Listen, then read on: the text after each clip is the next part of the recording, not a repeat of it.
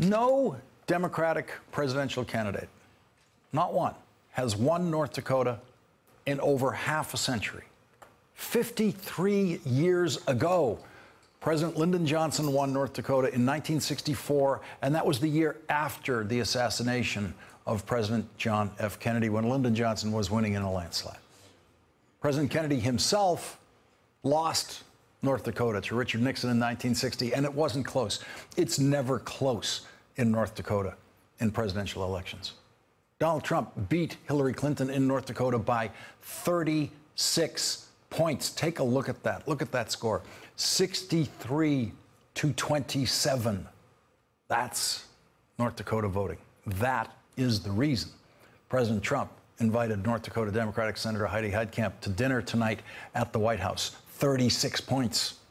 And those 36 points are the reason that Heidi Heitkamp accepted the dinner invitation.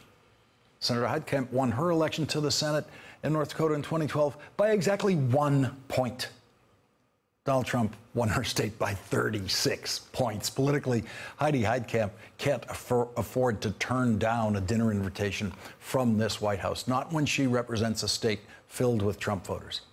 It is hard being a Democrat in North Dakota, especially in the age of Trump. And it is hard being a Democrat in West Virginia and Indiana. It's hard for a Democrat to win a statewide election in those states. The 3 Democratic senators from those states were invited to dinner at the White House tonight. Heidi Heitkamp, along with Joe Donnelly of Indiana and Joe Manchin of West Virginia, they are the only 3 Democratic senators who did not sign Senate Democratic leader Chuck Schumer's letter to Republican leader Mitch McConnell and to President Donald Trump outlining the Democrats' principles for tax reform, which was the subject on the table tonight at the White House. 3 Republicans joined the table: Senator John Thune of South Dakota, Senator Pat Toomey of Pennsylvania, and the senior member of the delegation, Utah's Orrin Hatch, who is also the chairman of the Senate Finance Committee, where the tax bill will actually be written. That dining table tonight was not the place where a tax deal was going to get done, if the Republicans can get a tax deal done. The president couldn't possibly get a commitment of support for a tax bill tonight by any of the 3 Democrats because there is no bill for them to support yet. No bill at all. The dinner at the White House tonight was mostly for the people who were not there, the voters of West Virginia and Indiana and North Dakota, where each one of those Democratic senators are up for re-election next year. The president and the Republicans want to put as much pressure as possible on those Democratic senators to vote for whatever the Republican tax bill is going to be. And the Republicans need Trump voters in those states to exert that pressure on those 3 Democratic senators. Senator Joe Manchin issued this statement tonight after the dinner. I was glad to join the president tonight to discuss how we can work together in a bipartisan manner on tax reform. We had a productive conversation about areas of agreement as well as areas where we will have to find compromise. I will continue to fight for a simpler tax code that lowers rates for West Virginians and incentivizes Main Street businesses to invest and grow in America. Now, if you stop there, if Senator Manchin stopped there, everything that Senator Manchin said, all of that generality, is something that every senator from both parties could agree with. But Senator Manchin did not stop there. He did add one specific deal point, but we must do this without adding to our staggering debt. If Joe Manchin votes against the Republican tax bill, it will be because it adds to our staggering debt. And Republicans writing a tax bill that doesn't add to our staggering debt is virtually impossible. We have been here before. A Republican president pushing tax cuts with Democratic senators from Republican states feeling that pressure. When President George W. Bush pushed tax cuts in 2001 and 2003, Kent Conrad was serving as North Dakota's Democratic senator. Kent Conrad voted against both of the Bush tax cuts, and he was doing that about 10 years after voting for the Bill Clinton tax increases. And through it all, Kent Conrad was reelected in North Dakota, sometimes with over 60% of the vote. No one understands the pressures on those 3 Democrats sitting at that White House dining table tonight better than Kent Conrad And joining us now, former Democratic Senator from North Dakota, Kent Conrad, former chairman of the Senate Budget Committee and a former member of the Senate Finance Committee. And when I saw those invitations go out, Senator, I thought of you. I thought, well, if Kent Conrad was in the Senate and Trump had won by 36 points in North Dakota, he'd probably be getting one of those invitations. What would you have done? Would you have gone to this dinner? Absolutely. First of all, I think anyone, any sitting senator who is invited to the White House by a president of either party should go, because it's a chance to influence the outcome. And besides, it's also good manners. You know, when George W. Bush, Bush 43, was elected for the second time, the first trip he made was to North Dakota to push his Social Security package. He asked me to go with him on Air Force One, and I readily accepted. Now, I didn't believe in his Social Security package. In fact, at the venue, I made clear that I thought there were very serious problems with it. But I thought it's an obligation. If the president asks you to go to your state, you go. And I think that's a smart thing to do, because you can have an impact, possibly. You might influence the outcome. And also, it's just good manners.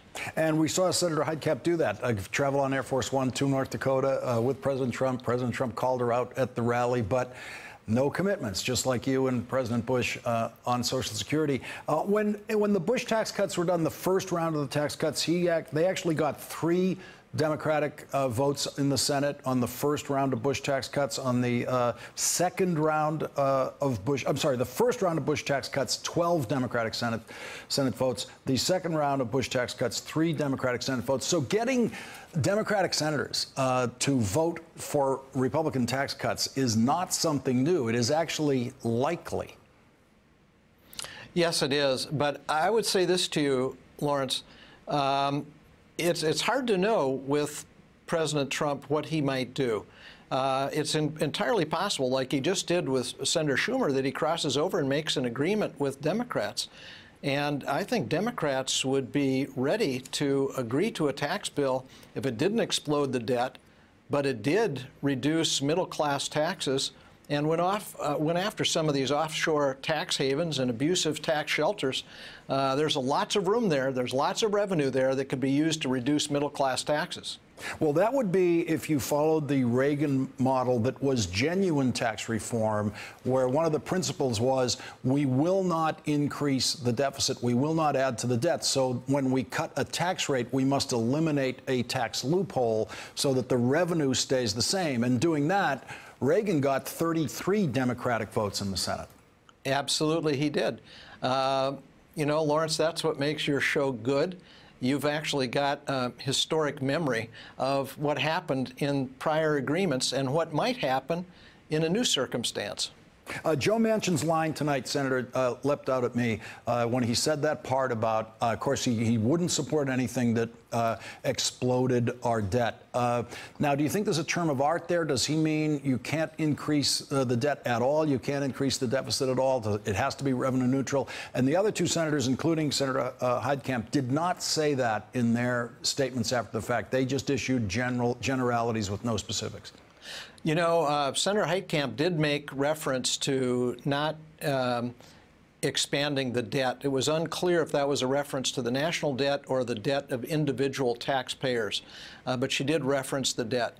You know, this is a day when the gross debt of the United States reached $20 trillion. We're going to run deficits this year of hundreds of billions of dollars, and if the budget plan outlined earlier is actually adopted, with the huge tax cuts and big increases in spending on defense and infrastructure, and of course now disaster aid, you could see an absolute explosion of the debt, which would be an incredible mistake at a time when economic times are good.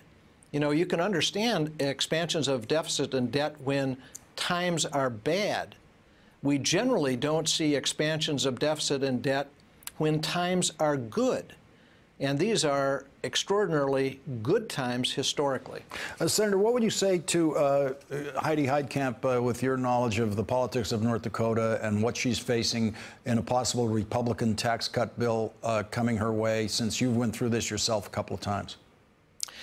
Well, I would say to her, look, if it is a tax cut bill that is really aimed at the middle class, that's not a giveaway to the wealthiest among us, that really don't need any tax relief, and one that covers the lost revenue by shutting down these abusive tax havens and these offshore tax shelters. By the way, if you ever want to do an interesting exercise, Google offshore tax shelters. See what you get. It's really quite remarkable. I did it one time. I got 1 million hits on offshore tax shelters.